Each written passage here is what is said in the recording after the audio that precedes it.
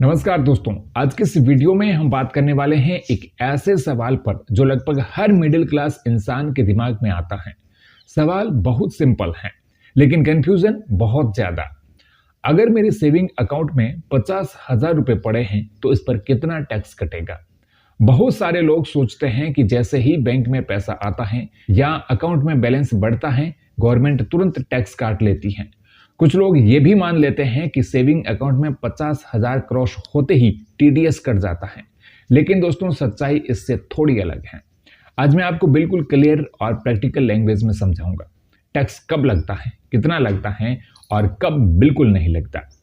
सबसे पहले यह समझना जरूरी है कि सेविंग अकाउंट में रखे हुए पैसों पर नहीं, बल्कि उस पैसों से मिलने वाले इंटरेस्ट पर टैक्स लगता है। यानी अगर आपके सेविंग अकाउंट में 50,000 रुपए रखे हुए हैं तो गवर्नमेंट उस 50,000 पर टैक्स नहीं लगाएगी। टैक्स ओनली उस इंटरेस्ट इनकम पर लगता है जो बैंक आपको देता है। अब मान लेते हैं कि आपके सेविंग अकाउंट में पूरे साल 50,000 रुपए पड़े रहे। आजकल ज्यादातर बैंक्स सेविंग अकाउंट में लगभग 2.5% से 4% तक का इंटरेस्ट देता है। अगर हम एवरेज 3% इंटरेस्ट मान ले तो पूरे साल में 50,000 पर आपको करीब 1,500 रुपए का इंटरेस्ट मिलेगा। अब सवाल आता है कि क्या इस 1,500 पर टैक्स लगेगा। यहां आता है इनकम टैक्स का एक बहुत ही इंपॉर्टेंट सेक्शन 80TTA। इस सेक्शन के अकॉर्डिंग कोई भी इंडिविजुअल या HUF अपने सेविंग अकाउंट से मिलने वाले इंटरेस्ट पर 10,000 तक की छूट ले सकता है। यानी अगर आपके पूरे साल का सेविंग अकाउंट इंटरेस्ट 10,000 से कम है तो उस पर 0 टैक्स लगेगा। तो दोस्तों, हमारे एग्जाम्पल में इंटरेस्ट सिर्फ 1,500 रुपए है। 1,500 10,000 की लिमिट के अंदर है। इसका मतलब साफ है, 50,000 रुपए सेविंग अकाउंट बैलेंस होने पर आपका कोई टैक्स नहीं कटेगा। दोस्तों, बहुत से लोग सोचते हैं कि बैंक खुद टैक्स काट लेता है, लेकिन सेविंग अकाउंट इंटरेस्ट पर बैंक टीडीएस नहीं काटता, चाहे इंटरेस्ट 10,000 से ज्यादा ही क्यों ना हो। सेविंग अकाउंट में टीडीएस का कंसेप्ट जनरली एप्लीकेबल नहीं होता। हाँ, लेकिन इसका मतलब यह नहीं है कि टैक्स नहीं देना है।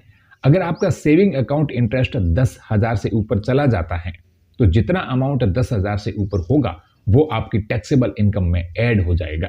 एग्जाम्पल के लिए, अगर आपके सेविंग अकाउंट से पूरे साल में 15,000 रुपए का इंटरेस्ट मिला तो 10,000 डिडक्शन के बाद 5,000 रुपए टैक्सेबल इनकम में जोड़ दिया जाएगा। अब इस 5,000 पर टैक्स आपके इनकम टैक्स स्लैब के अकॉर्डिंग लगेगा। अगर आप 5% स्लैब में आते हैं तो टैक्स बहुत कम होगा। अगर आप 20 या 30% स्लैब में हैं तो टैक्स थोड़ा ज्यादा हो सकता है।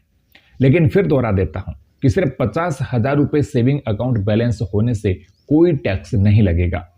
अगर आप सीनियर सिटीजन हैं, यानी आपकी एज 60 साल से ज्यादा है, तो आपके लिए सेक्शन 80TTB एप्लीकेबल होता है। सीनियर सिटीजन को सेविंग अकाउंट के इंटरेस्ट पर 50,000 रुपए तक की डिडक्शन मिलती है। यानी सीनियर्स के लिए टैक्स बेनिफिट और भी ज्यादा है। लेकिन अगर आप यंग या मिडिल एज में हैं तो 50,000 रुपए सेविंग बैलेंस पर टेंशन लेने की बिल्कुल जरूरत नहीं है। दोस्तों, समस्या टैक्स की नहीं बल्कि लैक ऑफ अवेयरनेस की है। लोग डर के कारण पैसा बैंक में रखने से घबराते हैं, जबकि रियलिटी यह है कि सेविंग अकाउंट सबसे सेफ और ट्रांसपेरेंट ऑप्शन है। बस आपको इतना ध्यान रखना है कि जब आप ITR फाइल करते हैं तो सेविंग अकाउंट से मिले इंटरेस्ट को इनकम फ्रॉम अदर सोर्सेज में डिक्लेयर करना चाहिए। अगर इंटरेस्ट 10,000 से कम है तो डिडक्शन अप्लाई हो जाएगी और टैक्स 0 रहेगा। अगर आपको ये जानकारी यूजफुल लगी है तो वीडियो को लाइक और शेयर करें और ऐसे ही फाइनेंशियल इंफॉर्मेशन पाने के लिए सब्सक्राइब करें।